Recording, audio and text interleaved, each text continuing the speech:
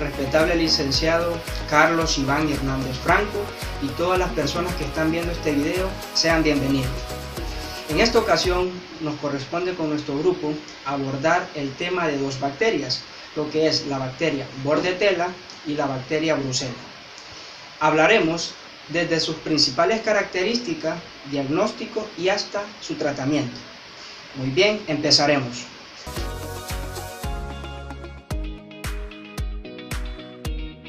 Bordetella. Número 1. Descripción del agente. Existe una gran diversidad de bacterias pertenecientes al género Bordetella. Entre estas están la Bordetella pertussis, que es un microorganismo muy patógeno. Es un cocobacilo de la familia Gram negativa. Es aeróbico estricto, es decir, que esta bacteria para sobrevivir necesita de oxígeno. La Bordetella pertussis es el responsable de la tosferina, también conocida como concheluche o tos convulsa. Los otros tipos de Bordetella son Bordetella parapertussis, Bordetella bronchiséptica y Bordetella holmesi. La tosferina es una infección aguda de las vías respiratorias superiores, causada por la bacteria Bordetella pertussis, que se transmite por pequeñas gotas de saliva. Esta enfermedad es altamente contagiosa y ocasiona una tos violenta e incontrolable y dificulta la respiración en una persona que tiene esta infección. Es una de las enfermedades más letales en todo el mundo, sobre todo en lactantes y niños de corta edad y que no están inmunizados, es decir, aquellos niños de que no tienen un seguimiento adecuado de un programa de vacunación. Número 2. Historia de la enfermedad. El descubridor de Bordetella pertussis fue Jules Vincent Borde, médico, inmunólogo y microbiólogo, nacido en Bruselas, Bélgica. Bordetella pertussis se aisló por primera vez en un cultivo puro de extracto de patatas. Esto se dio en el año de 1906. En el hospital de Evanston, Estados Unidos, el doctor Louis Sawyer desarrolló la vacuna contra la tosferina. Esto se dio en el año de 1920. Número 3. Epidemiología y distribución. La tosferina es endémica. Se da en todas las regiones densamente pobladas del mundo, sin importar su origen étnico, raza, sexo, clima de la región, etc. Se presenta de forma intermitente en epidemias. La incidencia de casos descritos en los Estados Unidos ha aumentado de forma espectacular, ya que en los últimos años, en el 2005, se describieron 25.000 casos producto de la tosferina. Históricamente se calculaba que la tosferina se daba solamente en niños menores de edad. Sin embargo, por ahora la mayor parte que está siendo afectada son adolescentes y adultos. Número 4. Reservorio. Se cree y se analiza de que solamente los seres humanos son los únicos huéspedes universales de la bacteria Bordetella pertussis. Sin embargo, en el otro género de Bordetella, como lo que es Bordetella parapertussis, también se puede aislarse en los ovinos, es decir, en aquellos animales como las ovejas. Continuando con la exposición, yo les voy a hablar sobre el periodo de incubación de la Bordetella y de la Brucella. Con respecto al periodo de incubación de la Bordetella, en promedio es de 9 a 10 días, con límites de entre 6 a 20 días. Aunque luego de un periodo de 7 a 10 días, la tosferina continúa con un curso prolongado de 3 fases. La primera fase, que sería la etapa catarral, la segunda etapa, que sería la etapa paroxística, y la tercera, que sería la convaleciente. En la primera etapa, la principal característica que se presenta es una rinorrea profusa y mucoide, que puede persistir de 1 a 2 semanas, aunque se pueden presentar síntomas inespecíficos como puede ser fiebre, estornudos y anorexia. La enfermedad se encuentra en su fase más comunicable durante esta etapa debido a la gran cantidad de organismos que se encuentran en la nasofaringe y en las secreciones mucoides. Bueno, Con respecto al periodo de transmisión de la tosferina o Bordetella, comenzaremos diciendo que la tosferina es una enfermedad muy contagiosa, la cual solamente se encuentra en las personas. Esta se transmite de persona a persona. Por lo general, una persona con tosferina le transfiere a los demás al momento de toser o al momento de estornudar, inclusive con compartir mucho tiempo un contacto cercano con ellos. Los bebés que contraen esta enfermedad es debido a que sus propios hermanos mayores o sus familiares o personas que los cuidan los infectan, aunque estas personas no son conscientes de que padecen esta enfermedad. Las personas infectadas son más contagiosas hasta por 2 semanas después que aparece la tos, aunque los antibióticos pueden ayudarnos a disminuir el periodo durante el cual una persona es más contagiosa. Con respecto a las vacunas, a pesar de que son una de las herramientas más eficaces que tenemos para prevenir esta enfermedad, ninguna es 100% eficaz. Existe la probabilidad, un ejemplo, de que si la tosferina ronda por una comunidad, existe la probabilidad de que cualquier persona de cualquier edad, aunque tenga las inyecciones, puede contraer esta infección. Aunque por lo general, si una persona la contrae y tiene todas sus vacunas, la infección no será tan grave. Continuando con la susceptibilidad de la Bordetella o de la tosferina, podemos decir que la susceptibilidad de las personas no inmunizadas es universal, teniendo como mayor incidencia a los lactantes, siendo los escolares con frecuencia la fuente de infección de sus hermanos menores. Esta enfermedad también afecta a adolescentes, a adultos, pero podemos decir que la incidencia, la morbilidad y la mortalidad se encuentran más elevadas en las mujeres que en los hombres. También los anticuerpos traspasan lo que sería la placenta, pero en este caso no se ha demostrado que se desarrolle una inmunidad adquirida por vía transplacentaria en los lactantes. También podemos decir que la mayor incidencia se encuentra en niños menores de 5 años, exceptuando los lugares donde los programas de vacunación han sido muy eficaces.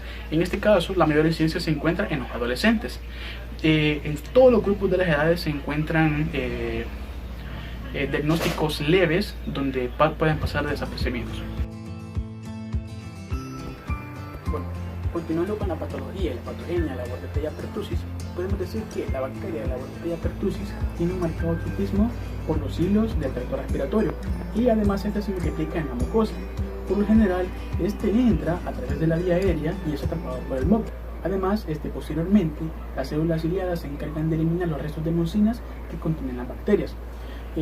La colonización epitelial respiratoria avanza durante varias semanas, lo cual puede estar asociado por lo que sería la cilistaxis, que en este caso se refiere a lo que sería la detención del movimiento de los cilios, además del daño localizado en el epitelio y en el tejido mesenquimatoso subyacente. Las manifestaciones clínicas que pueden presentar las infecciones por Bordetella que pueden provocar tosferina por hasta 6 semanas, estas se dividen en 3 etapas: la etapa catarral, la etapa paroxística y el periodo de convalecencia. En la etapa catarral se da un inicio gradual de los síntomas que son lagrimeo, estornudos, coriza, anorexia, malestar general y tos seca. Luego va a pasar a lo que es la etapa paroxística. En esta se dan ataques tosígenos rápidos y consecutivos, seguidos de una inspiración profunda de alto grado.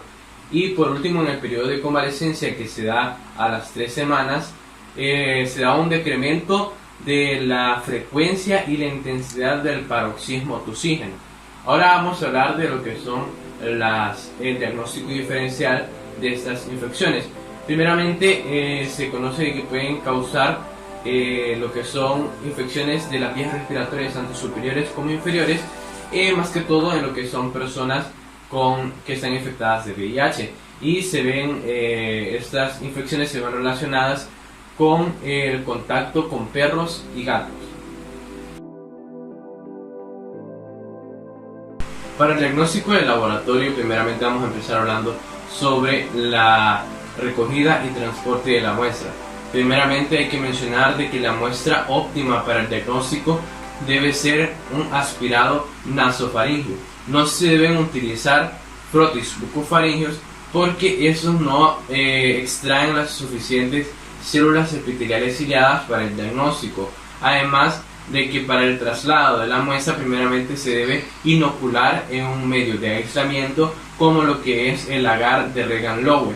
En ocasiones de que esto no fuese posible, se debe de transportar en un medio de transporte como lo que sería el medio de transporte de Reagan-Lowe. Ahora vamos a hablar de lo que serían las pruebas de microscopía. En las pruebas de microscopía se utiliza lo que se le llama las pruebas con anticuerpos mediante fluorescencia directa con anticuerpos monoclonales y policlonales. Esta prueba lo que tiene algunas deficiencias sobre la especificidad y la seguridad de esta. Por eso es de que normalmente se recurre a otras pruebas basadas en ácidos nucleicos. Dentro de las pruebas basadas en ácidos nucleicos se encuentra la prueba de reacción en cadena de la polimerasa. Este tipo de pruebas han llegado a sustituir las pruebas de cultivo y las pruebas de microscopía. Sin embargo, no todos los laboratorios llegan a tener este tipo de pruebas, por lo que deben de recurrir a lo que son las pruebas de cultivo y de microscopía. Dentro de las pruebas de cultivo, primeramente debemos de mencionar de que en la actualidad ya no se utiliza el medio de cultivo de Bordet-Hengo, sino de que en la actualidad se utiliza el medio con carbón de Reagan-Lowe complementado por glicerol, peptonas y sangre de caballo. Este medio de cultivo se debe de incubar a 35 grados centígrados y debe estar de alrededor de 7 a 12 días en una cámara humidificada. Dentro de las pruebas basadas en ácidos nucleicos se encuentra la prueba de reacción en cadena de la polimerasa. Este tipo de pruebas han llegado a sustituir las pruebas de cultivo y las pruebas de microscopía. Sin embargo, no todos los laboratorios llegan a tener este tipo de pruebas, por lo que deben de recurrir a lo que son las pruebas de cultivo y de microscopía. Dentro de las pruebas de cultivo, primeramente debemos de mencionar de que en la actualidad ya no se utiliza el medio de cultivo de Bordet-Hengo, sino de que en la actualidad se utiliza el medio con carbón de Reagan-Lowe complementado por glicerol, peptonas y sangre de caballo.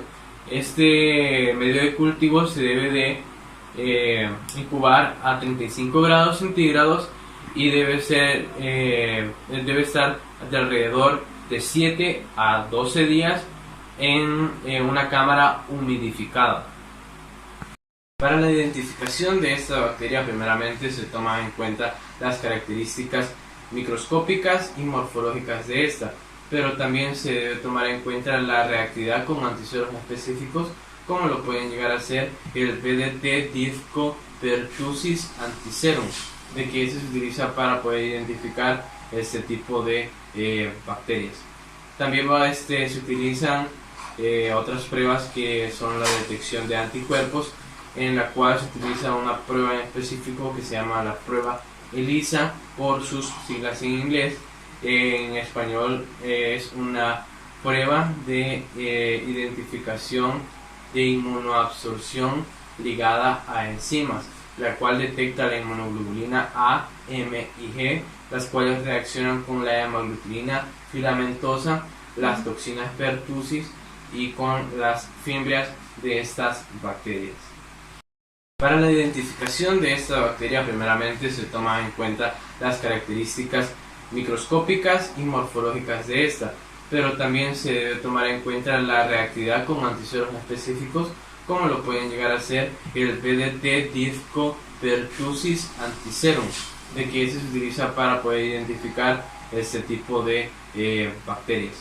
También se utilizan otras pruebas que son la detección de anticuerpos, en la cual se utiliza una prueba en específico que se llama la prueba ELISA por sus siglas en inglés. En español es una prueba de identificación de inmunoabsorción ligada a enzimas, la cual detecta la inmunoglobulina A, M y G, las cuales reaccionan con la hemaglutinina filamentosa, las toxinas pertussis y con las fimbrias de estas bacterias. Para el tratamiento de estas infecciones se utilizan los macrólidos, los cuales son eritromicina, claritromicina y acitromicina. Estos han demostrado que son efectivos en la eliminación de esos microorganismos, y aquellos que son más aceptados son la acitromicina y la claritromicina, y también son los preferidos ante este tipo de infecciones. Sin embargo, hay personas que son intolerantes a los macrólidos, por lo de que se les debe aplicar en estos casos trimetoprim sulfametoxazol o fluoroquinolonas en compensación a estos macrólidos. Para la prevención de infecciones por este tipo de bacterias, la mejor estrategia es la inmunización. Primeramente se debe mencionar o se debe informar a los papás de lo que es la tosferina y las ventajas de la vacunación. La tosferina es rebelde ante el control por medio de medicamentos, por lo que es crucial de que primeramente se dé una inmunización a las personas. En los Estados Unidos se detectó de que las vacunas con células completas provocaban efectos secundarios indeseables e inaceptables, por lo que se cambió a tipos de vacunas a celulares. Los tipos de vacunas antitosferínicas, el tipo de vacuna antitosferínica nos protege de manera específica contra la bacteria Bordetella parapertussis. Dentro de este tipo de vacunas también está las DTPW y la DTPA, las cuales pueden ser aplicadas de manera simultánea por medio de la vacuna antipoliomielítica oral, o pueden ser aplicadas en distintos sitios por medio de la de la vacuna antipoliomielítica de virus inactivo. Como último punto vamos a hablar del control contra este tipo de infecciones.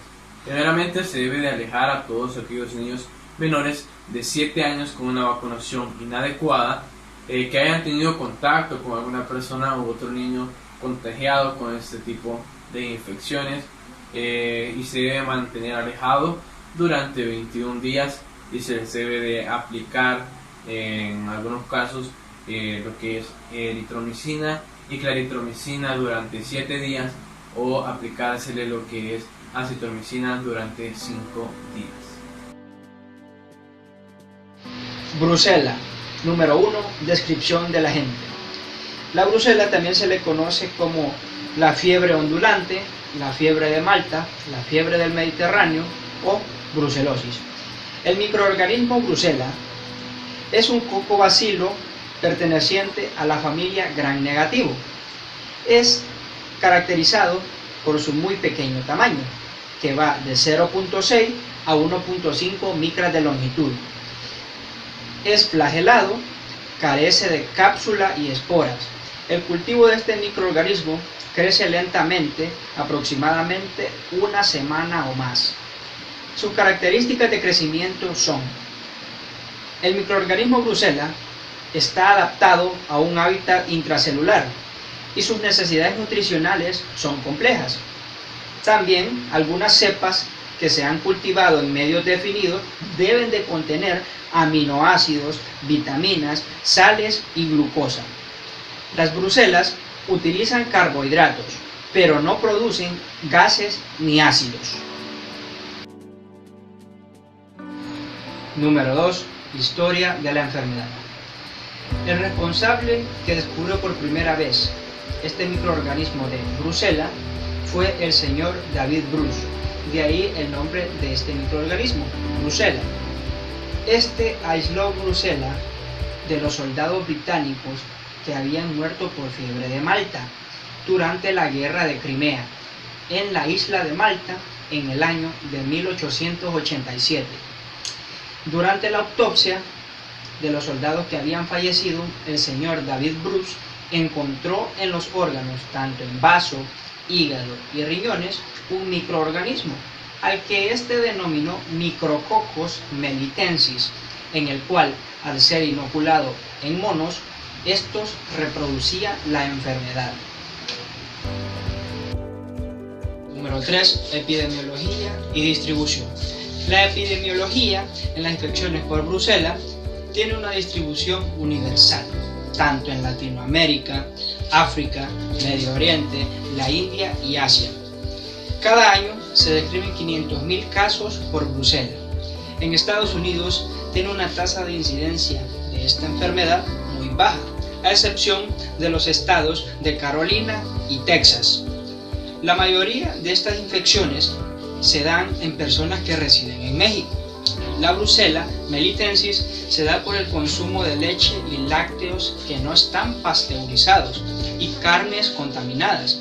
La pasteurización consiste en someter un alimento, generalmente líquido, a una temperatura de 80 grados centígrados aproximadamente y luego enfriarlo, con el fin de destruir microorganismos patógenos, sin alterar sus cualidades y composición de dicho alimento. Número 4. Reservorio. Existen diferentes reservorios para este microorganismo brucela. Tales son el ganado vacuno, en las vacas, el porcino, en los cerdos, el caprino, en las cabras, el ovino, en las ovejas. También esta infección se puede dar en otros diferentes animales, tales son los camellos, los bisontes, los alces y los caribúos. Con respecto al periodo de incubación de la brucela, es un poco variable y difícil de precisar. Suele ser de 1 a 2 meses, con límites de entre 5 días hasta 5 meses. La brucelosis se presenta con malestar general, fiebre y escalofríos.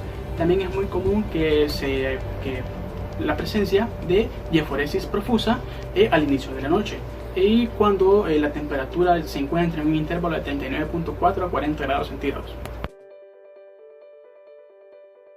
Con respecto al periodo de transmisibilidad de la brucela, comenzaremos diciendo que esta se transmite por medio del contacto de las mucosas o excoriaciones de la piel con tejidos, orina, sangre o secreciones vaginales de los animales, por fetos abortados, en especial la placenta, y por la ingestión de carnes poco cocidas, leche cruda y productos lácteos, como podría ser el queso no pasteurizado. También se ha descrito la infección a través del aire en personas que trabajan en laboratorios y en mataderos. Se han observado casos aislados de infección por Brucella canis en personas que entrenan animales, estos a través del contacto con perros, y también por Brucella suis en cazadores que tienen contacto con cerdos salvajes y otros animales de cacería. También se han observado casos de infección por brucelas que están relacionados con animales marinos. Se han presentado también unos pocos casos a consecuencia de la autoinoculación de la vacuna de la cepa 19 de Brucella abortus para animales. La susceptibilidad de la brucela. En este caso, la gravedad y la duración del cuadro clínico varía. Además, se desconoce el tiempo que dura la inmunidad adquirida. Continuando con la patología y la patogenia de la brucelosis, podemos decir que cada tipo de brucela tiene un hospedador preferido, aunque todas pueden infectar a una amplia gama de animales, incluyendo los seres humanos. Las vías principales de infección, como ya les había comentado antes, puede ser el tubo digestivo a través de la ingestión de carnes poco cocidas, de leche cruda, de productos lácteos, como puede ser el queso no pasteurizado, que este es un vehículo muy común. Y también, pues, para continuar, podemos decir que los microorganismos avanzan desde el punto de entrada a través de los conductos linfáticos y los ganglios linfáticos hasta lo que sería el conducto torácico y los vasos sanguíneos. Así es como se distribuyen a los órganos parenquimatosos. También los nódulos granulomatosos, que pueden desarrollarse en abscesos, se forman en lo que serían en el sistema linfático, en el hígado, en el vaso y en la médula ósea. También puede presentarse osteomielitis y meningitis, aunque la principal reacción histológica de la brucelosis es la proliferación de leucocitos mononucleares, la exudación de fibrinas y la necrosis con coagulación. Y los granulomas constan de tejidos de células epitelioides gigantes con necrosis central y fibrosis periférica. Las brucelas que infectan al ser humano tienen diferencias notables en su patogenidad. Por ejemplo, en el caso de Brucella abortus, esta produce una enfermedad muy leve, sin complicaciones purulentas, pero se pueden encontrar lo que serían granulomas no caseificantes. En el caso de Brucella canis, este produce una enfermedad muy leve también. Por ejemplo, en el caso de infección por Brucella suis, este puede ser crónico, con complicaciones purulentas, y se pueden encontrar granulomas caseificantes. Dentro del cuadro clínico que presentan las personas que tienen una infección por una bacteria del género Brucella, se puede presentar un inicio agudo con lo que son fiebre, escalofríos y sudores, pero más habitualmente se dan inicios graduales con lo que son febrícula, sudores, debilidad, pérdida de peso y agotamiento con actividades mínimas. Sin embargo, también se pueden presentar otros síntomas adicionales como lo pueden ser la anorexia, el estreñimiento y las artralgias, entre otros. Dentro de la modalidad crónica de este tipo de infecciones, se puede mencionar de que estas infecciones son de naturaleza ambulante.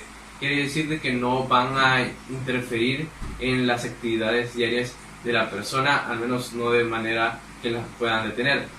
Esto porque dentro de los episodios agudos de estas infecciones se pueden mantener tiempos de temperatura normal que le permiten mantener su vida diaria. Además de que pueden llegarse a dar algunos tipos de complicaciones, como lo pueden llegar a ser la endocarditis, la meningitis, artritis, epididimitis, otitis, entre otros. En el diagnóstico diferencial, para poder diferenciar lo que es la brucelosis de cualquier otro tipo de infección aguda, debemos tomar en cuenta que esta puede provocar lo que es gripe, tularemia, fiebre Q, mononucleosis y fiebre entérica. Ahora vamos a hablar del diagnóstico de laboratorio. Vamos a hablar de la toma de muestra. Se deben tomar varias muestras de sangre para los hemocultivos y para las pruebas serológicas. También se pueden tomar lo que son los mielocultivos y cualquier otro tipo de cultivo que pueda estar infectado, y se debe de informar al laboratorio de la sospecha de brucelosis para asegurar la manipulación segura de las muestras. Ahora vamos a hablar de la microscopía. Este tipo de bacterias son fáciles de teñir por las medidas de tinción o las técnicas de tinción convencionales. Sin embargo, es difícil de detectar por su ubicación en la célula y por su pequeño tamaño. Los microorganismos de Brucella tienen un crecimiento lento en el aislamiento primario. Estos pueden crecer en la mayoría de los medios de agar sangre enriquecidos y en algunos casos en los medios de agar McConkey. Estos tipos de microorganismos deben de estar incubados por al menos 3 días y los hemocultivos deben de estar incubados por al menos 2 semanas para ser considerados como negativos.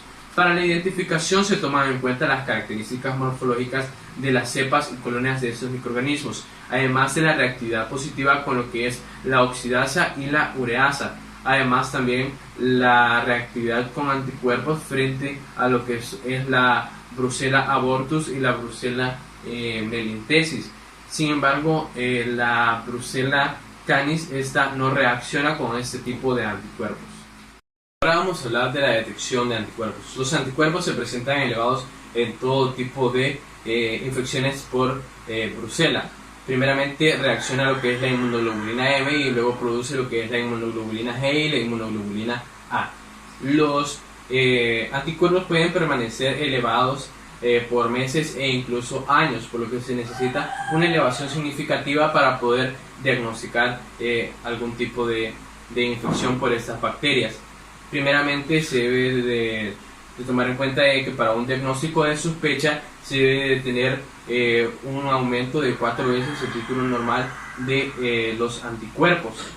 Los anticuerpos también pueden estar con un título de mayor o igual a 1 sobre 160 para poder tener o indicar algún tipo de infección. Ahora vamos a hablar del tratamiento. Para el tratamiento se utilizan lo que son las tetraciclinas, teniendo la doxiciclina como el fármaco a elección. Sin embargo, este tipo de fármacos son nada más bacteriostáticos, lo que significa de que en muchas ocasiones se puede presentar lo que es la recidiva luego de tener primeramente una respuesta satisfactoria. La OMS primeramente lo que recomienda es la combinación de doxiciclina con rifampicina, y en niños menores de 8 años y embarazadas se debe de cambiar la doxiciclina por trimetoprim sulfametoxazol. Estos tratamientos se deben de llevar a cabo por 6 semanas. Para la prevención de este tipo de infecciones por este género de bacterias, primeramente se debe eliminar toda aquella infección en los animales domésticos, instruir a las personas sobre el riesgo de comer carne mal cocida y lácteos sin pasteurizar, instruir a todas aquellas personas que se relacionan con este tipo de animales y estos productos sobre los riesgos que tiene el trabajar con estos productos en caso de que estén infectados, además de aquellos cazadores que trabajan o que manipulan este tipo de animales que pueden tener esta bacteria para evitar contagios. También pasteurizar la leche es bastante crucial para poder evitar este tipo de infecciones, al igual que cocer bien las carnes. Por último, para el control de este tipo de enfermedades, nada más resta el detectar a la fuente colectiva o individual de esta bacteria para poder así eliminar este tipo de fuente, para que así ya no pueda infectar a más tanto animales como personas, que esto normalmente suelen ser los ganados como las cabras, vacas o cerdos.